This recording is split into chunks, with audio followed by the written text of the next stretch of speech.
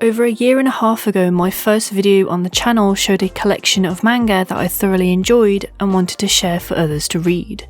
Now, with a lot more videos under my belt and a lot more manga read, it's time to finally fulfill my promise and make a part 2. So enough of me talking, let's begin.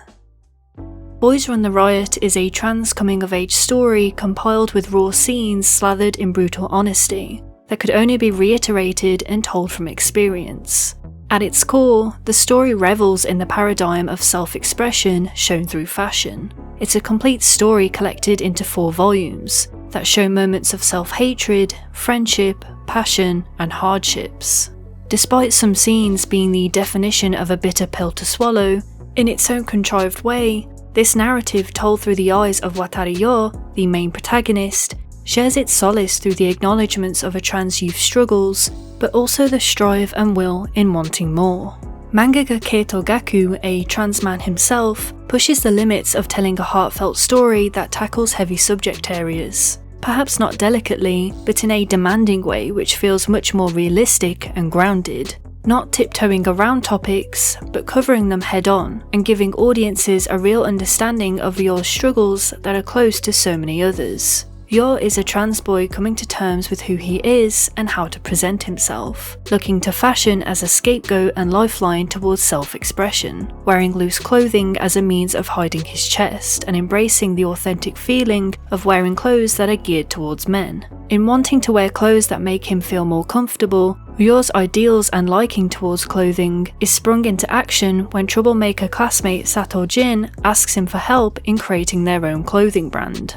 It's with this proposition that the themes of identity and individuality are explored through the growth of Yo's character. From his initial self-consciousness and quiet demeanour, to a boy who is much more confident in who he is and how to express himself through a brand that elevates his true feelings. The other characters in the cast are quite nuanced in retrospect, being there as a beacon of support. Understanding Yo's wants through listening and being respectful, but also genuinely craving the desire of creating a brand that will help so many others, like how fashion helped Yo.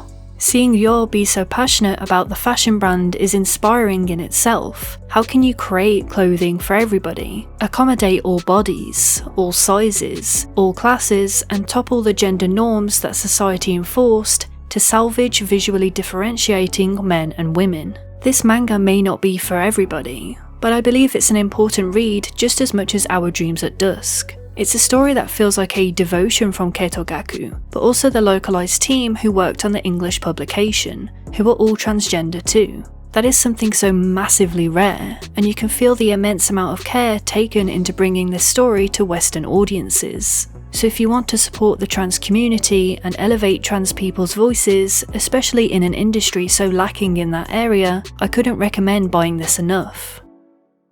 A Sign of Affection, created by duo team Makiro and Nachan, who form as Su Marishita, shares the equivalence of comfort a hot chocolate brings during a cold winter. It's filled with the heartwarming, thrill-inducing moments any reader expects from a shoujo romance, whilst exploring the experiences and ventures of a silent world through the perspective of hearing-impaired protagonist Yuki Itose. In an interview with Kodansha, the author duo expressed the need to portray a character who was born deaf with an importance of care. Doing an abundance of research, interviewing teachers, and hiring Yuki Miyazaki as their supervisor, who helps the duo with advice, as well as sharing her experiences as a deaf woman herself. It definitely makes the manga feel much more authentic, bringing to light misconstrued assumptions, microaggressions, and discrimination the deaf community face. But the manga also demonstrates the unconscious actions people do around deaf or hard of hearing people that can cause unbeknownst challenges, potentially educating a lot of readers on actions that are so easy to fix, like Yuki struggling to lip read as someone talks when they're turned away from her, or people suddenly touching her, clearly not thinking about how she can't hear people approaching. Of course, one of the biggest occurrences in the manga is the usage of Japanese Sign Language, both from Yuki and many others in the cast. Shoujo manga often relies on large panels or full-page illustrations to present facial expressions for important scenes, so I appreciate A Sign of Affection having to balance those big moments with panels of JSL to indicate what characters are saying. it doesn't feel like a distraction or something added on as an afterthought, but integrated well into all scenes. Japanese Sign Language is one of the biggest reasons Yuki and main love interest Isami hit it off so well. With Isami being so enthusiastic about different languages, cultures, and being trilingual himself, it's only natural that the introduction of Yuki and her usage of JSL would intrigue him. In addition to Yuki being the most adorable character I've read in a while, with some hilarious facial expressions as a cherry on top. The manga by no means implies Yuki is nothing but her deafness, rather shows the differences the deaf and hard of hearing community go through on a day-to-day basis without being negatively overbearing, or derelict to Yuki and Asami's growing relationship. The narrative and dialogue is surprisingly straightforward, swapping the dramatics of the miscommunication trope so many other theatrical romances suffer with for no reason, and instead presenting a different form of communication involving more natural challenges that adorably only make Yuki and Asami's progression more meaningful. Also, I'd love to give a shout out to the lettering duo who work on the English localization. The use of mixing up letters for instances when Yuki misreads or misunderstands words is so simple yet effective. Overall, the art style mimics the softness of their relationship and really helps wrap you in this warm blanket of feelings as you see Asami take an interest in a girl who has already fallen in deep. I binge read all the available volumes in one go, and will definitely be keeping an eye out for all future releases. One of the shorter series I have been loving over the past year is Doughnuts Under a Crescent Moon. Shio Usui is currently writing 2 manga simultaneously, but I found Doughnuts to be a series I've grown extremely fond of. Much like A Sign of Affection, this romance series focuses on 2 adult main characters slowly falling for another. Despite me calling this a romance girls love manga, and it most definitely gives readers plentiful tender moments any sweet tooth would crave, the premise the first few chapters introduce, showcasing the dilemmas of Hinako Uno's character, are what sparked my interest. For this manga isn't just about the developing feelings Hinako grows for quiet, reliable Asahi, but self-love too. Beginning the manga with a telltale list of insecurities Hinako feels about her own image, and what she also feels enforced to like as of society's standards for women, Hinako finds herself in a mixture of serious self-loathing and an identity crisis. She doesn't recognise her own worth and compares her own failures upon what is seen as the expectation of a woman in her mid-20s, but most in particular, not having found a man, or better yet, never having found the slightest interest in a man. It's unsurprisingly expectant to feel a sense of loneliness and dissonance in oneself, especially in a more conservative country like Japan, when you're a woman who realises you don't like men. Are you really gay? Does the fault come down to me? Have I just not met the right man? Hinako's thought process is tellingly commiserative, that daunting feeling that you'll be alone for the rest of your life. Asahi's introduction in the story balances these themes, being there as an equivalent of the italic O moment in a romance narrative when a main protagonist has the dawning realization they're in love. There's no instant click in their meeting, but Hanako admiring from afar and trying to understand Asahi's way of persevering through her own loneliness, of which she shows no issues at all. Of course, being the romance story this manga is, their bond over the course of a few chapters showed an instant connection and chemistry. Hinako begins to understand those infatuating emotions her friends pushed her to feel with men, but instead with a woman who in many ways has her own hidden challenges and self-loathing thoughts. Asahi puts her sister Subaru above all else, looking after her sibling since the deaths of her parents and grandma, finding it her own resolve and responsibility to ignore her own wants and needs, and putting Subaru's first, much to the younger girl's annoyance. It makes for some quaint scenes you could expect from 2 women experiencing these heartfelt emotions for the first time, through being egged on by Subaru pushing her sister in finally finding her own happiness, and Hinako finding the opportunity to love the parts about herself she initially detested. You not only root for the developing relationship that blossoms, but just for their own happiness in general. From starting the manga with the words, "Why would he fall in love with someone like me?" to seeing Asahi slowly melt away the walls Hinako built around herself is satisfying to say the least. To die, yet still live. That's seen as a damnation in the world of Ajin, demi-human, wherein the survival of death is an indication of being a monster, of being an Ajin. From the minds of writer Suina Miura and artist Gamon Sakurai, although Suina Miura seems to have left the project after Volume 1, comes a supernatural action thriller where Ajin are seen as a threat to humanity. There's no solid facts on what demi-humans are besides the physical attributes witnessed. They're immortal, regenerative, and have a specialised scream that can immobilise surrounding enemies. The largest threat they present, however, is the ability to summon/utilise what people describe as a black ghost, an invisible black matter that can, for the most part, only be seen by other Ajin. These black ghosts possess great strength, speed, and deadly claws, by no means a matter to take lightly. Which leads us to the introduction of Kei Nagai. Too unfocused of his surroundings, he walks into a busy road of traffic, getting hit by a lorry. Under normal circumstances, with limbs torn off and irreversible damage caused to Kei, he would be dead.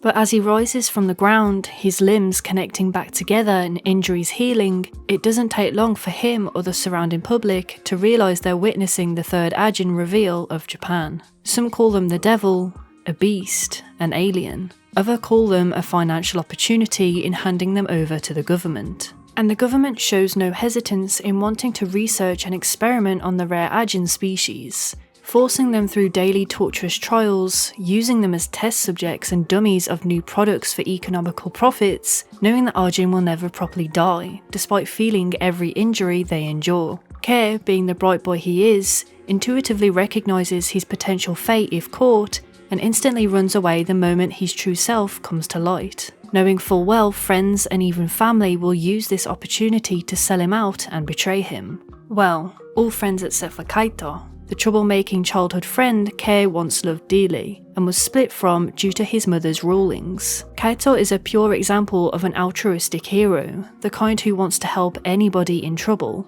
almost like an instinctively unstoppable nature. Kaito is there as Kei's foil, the thing that grounds him and reminds him of his humanity, despite what the Black Ghost may make him feel and the more violent actions he has to do in defense. Ajin shines in its variety of antagonists. Tosaki representing the governmental institution who plan to capture and torture Ajin for their own needs, versus Sato, a powerful Ajin terrorist who lets humans bear the grunt of explosive attacks as a way of punishment for how they treat Ajin. Sato's will in defending Ajin would seem honorific, to stand up for an outnumbered minority group abused for being born different, if not for the extreme sociopathic tendencies he frequently demonstrates. And yet his intelligence, calculative planning and interest in Kei makes him for a compelling villain wherein you wait with eager breath to see what he does next. As is the case for Tosaki's bodyguard Izumi, who is blackmailed into working with him by virtue of keeping her Ajin identity a secret.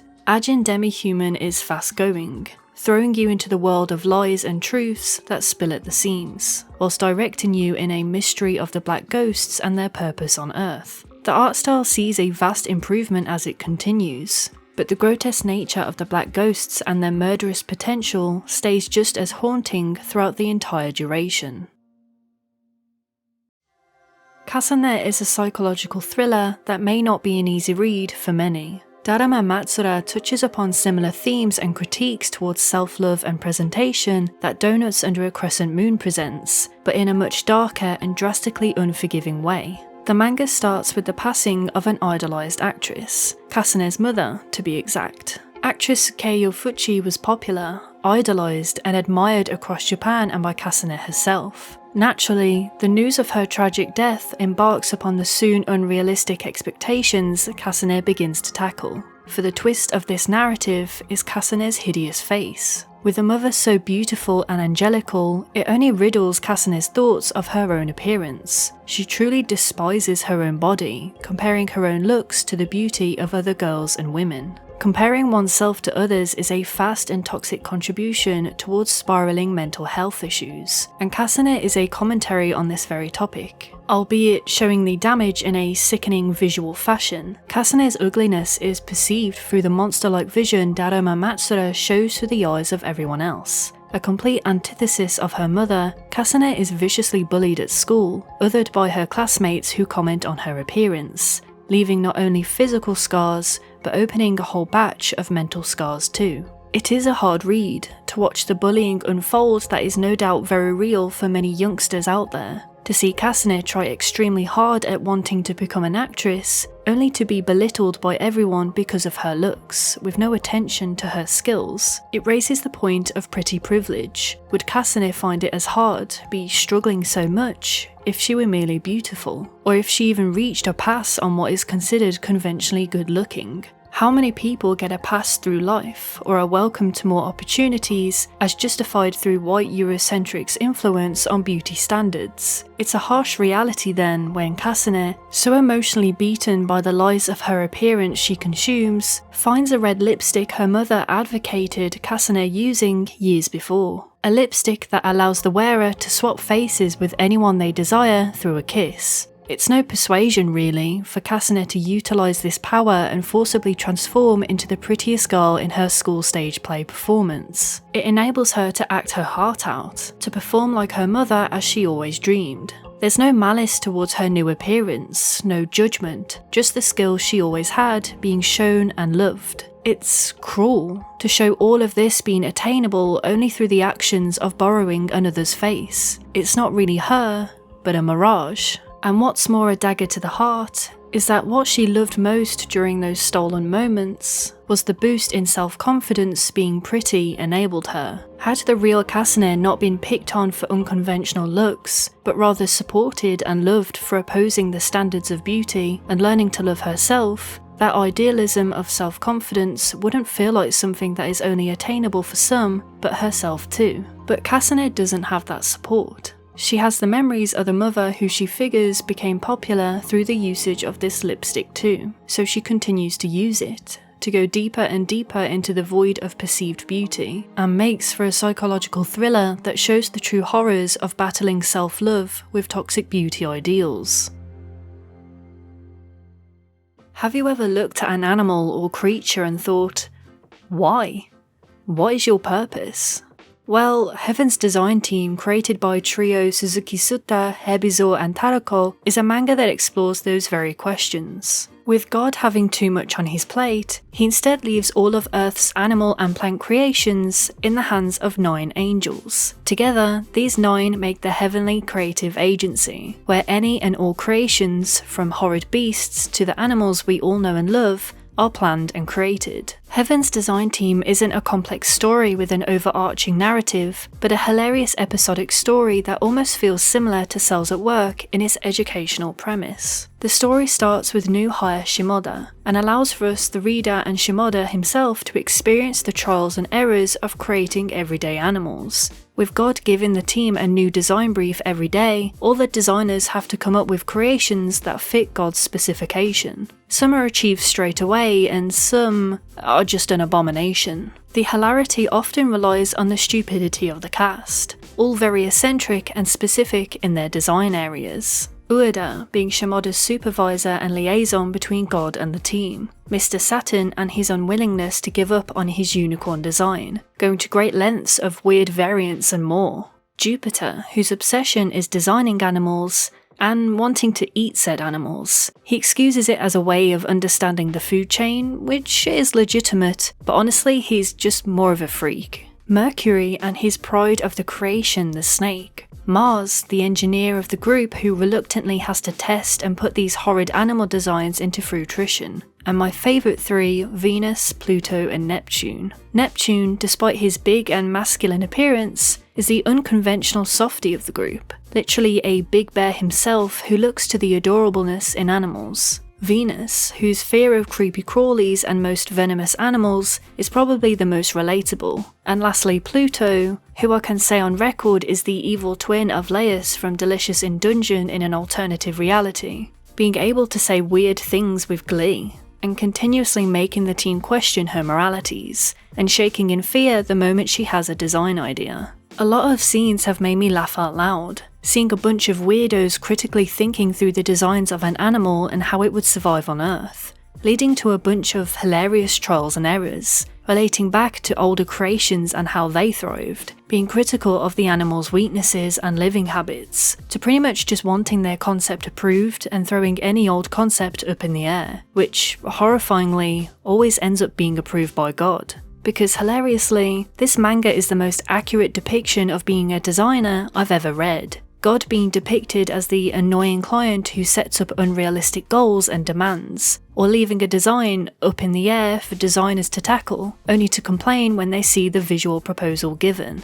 The manga is also filled with missable jokes, like giving a nod to the xenomorph, or animal creations from other stories. In addition, it's nice to see a bunch of references and research done too, with a fact file of every animal mentioned at the end of each chapter. The creators clearly have a blast with this story, and that creativity is only infectious when reading.